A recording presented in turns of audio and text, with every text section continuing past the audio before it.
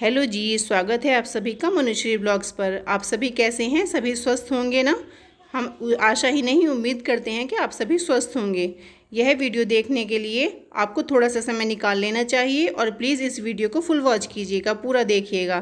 तभी आपसे हाथ जोड़कर निवेदन है कि यह वीडियो देखने के बाद आप अपनी थाली में कभी भी जूठन नहीं छोड़ेंगे। जैसा कि आप देख रहे हैं कि मशीन लगी हुई है और गेहूं की कटाई चल रही है। इस समय देश के कोने कोने में आपको इस समय ये वाली दृश्य देखने को मिल सकते हैं कि जहाँ जगह जगह गेहूं की कटाई हो रही है। और ये वीडियो देखने के बाद जो भी थाली में जूठन छोड़ते हैं वो जूठन कभी भी नहीं छोड़ेंगे, ऐसी उम्मीद करती हूँ मैं आप सभी से।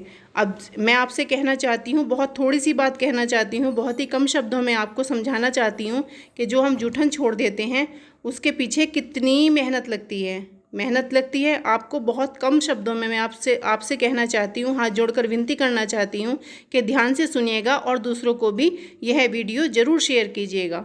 मैं कहना चाहती हूँ आपसे कि जितना समय भोजन खाने में लगता है उससे बहुत ज़्यादा समय भोजन बनाने में लगता है। जितना समय भोजन बनाने में लगता है उससे बहुत ज़्यादा समय भोजन कमाने में लगता है। जितना समय भोजन कमाने में लगता है उससे बहुत सारा ज़्यादा समय इस भोजन को उगाने में लगता है। तो जब कभी भी हम भोजन खाने के लिए बैठें, भोजन करने के लिए बैठें या हम कोई भी चीज़ खाएं भोजन से संबंधित, तो उगाने वाले का, कमाने वाले का, बनाने वाले का शुक्रिया अदा करना बिल्कुल भी ना भूलें, बिल्कुल भी ना भूलें। ईश्वर को याद करके इन सभी का शुक्रिया अदा ज़रूर करें।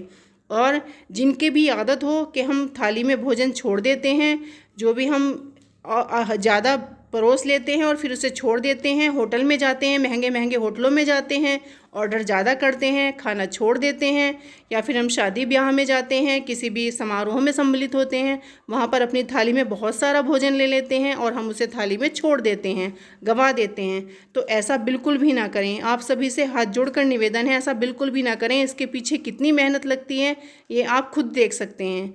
ये मशीन चल रही है, ये आप सभी के लिए बस मशीन ही नहीं चल रही है, ये एक किसान की 6 महीने की मेहनत होती है जब वो इसको देखता है। और ऊपर इतने बादल मंडराए हुए होते हैं, इस समय पर कहीं कहीं ओले भी पड़ते हैं और उसके दिल की धड़कनें बढ़ जाती हैं बारिश को देखकर, आंधी तूफान को देखकर, कि मेरी 6 महीने की मेहनत खराब न चली जाए।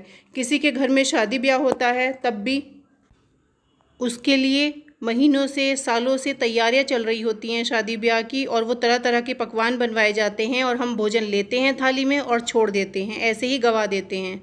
सच में दिल बहुत दुखता है देखकर कि हम इस भोजन का अपमान कर रहे हैं। 3 आवश्यकताएं होती हैं हमारी: रोटी, कपड़ा और मकान, जिसमें सबसे पहले हमारी ज़रूरत आती है रोटी की।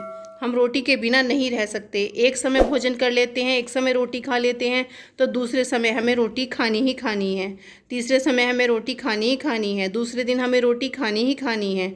इसका, जैसे कि अब नवरात्रे चल रहे थे और रमज़ान भी चल रहे हैं, तो हम देख सकते हैं कि भोजन की क्या कीमत होती है। शरीर में कितनी कमजोरी आ जाती है जब हम अन्न परमात्मा को नहीं ग्रहण करते हैं, जब हम कंदमूल पर रहते हैं, तो उसका हमें अभाव महसूस होता है कि एक रोटी की कितनी बड़ी कीमत होती है।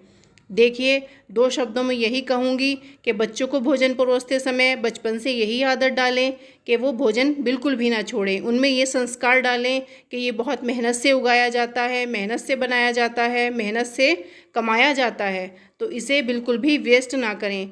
जो हमारे देश में है, विश्व में है, बहुत सारे लोग इस तरह के हैं कि वो रात को खाली पेट ही सो जाते हैं। उनसे पूछिए एक वक्त के भोजन की क्या कीमत होती है। हम तो यही कहेंगे कि 2 शब्दों में मैं ये कहना चाहूँगी कि उतना ही ले थाली में, व्यर्थ न जाए नाली में। एक बार फिर दोहराती हूँ, ध्यान से सुनिएगा। उतना ही ले थाली में, व्यर्थ न जाए नाली में। हमारे यहाँ एक परंपरा रही है, पुरानी परंपरा रही है कि हम आलती पालथी मार कर और भोजन को प्रणाम कर कर ही उसे ग्रहण करते हैं। तो ये संस्कार हम अपने बच्चों में ज़रूर डालें।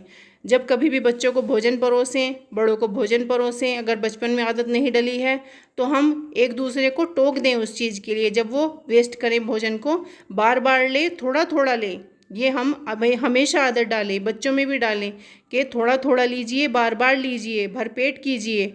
लेकिन ये नहीं कि आपने एक बार ही थाली में भर लिया और जो बचा उसे नाली में व्यर्थ कर दिया। उस समय पूछ कर देखिए कि एक भूखा व्यक्ति है, उसे भोजन नहीं मिला है किसी कारण से, चाहे वो महाराजा है चाहे वो गरीब है। भोजन की कीमत सभी के लिए एक जैसी है।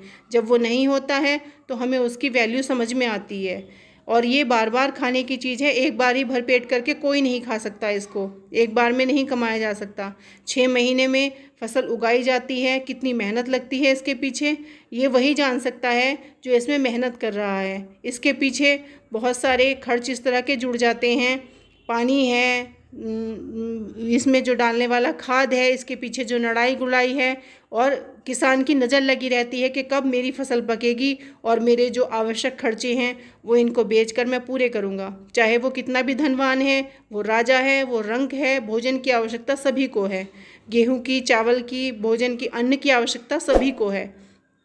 इसके पीछे की हुई मेहनत को कभी हमें नहीं भूलना चाहिए। आप सभी से निवेदन करती हूँ हाथ जोड़कर, यह वीडियो ज़्यादा से ज़्यादा शेयर कीजिए और पसंद आए सब्सक्राइब कीजिए, लाइक कीजिए। बहुत बहुत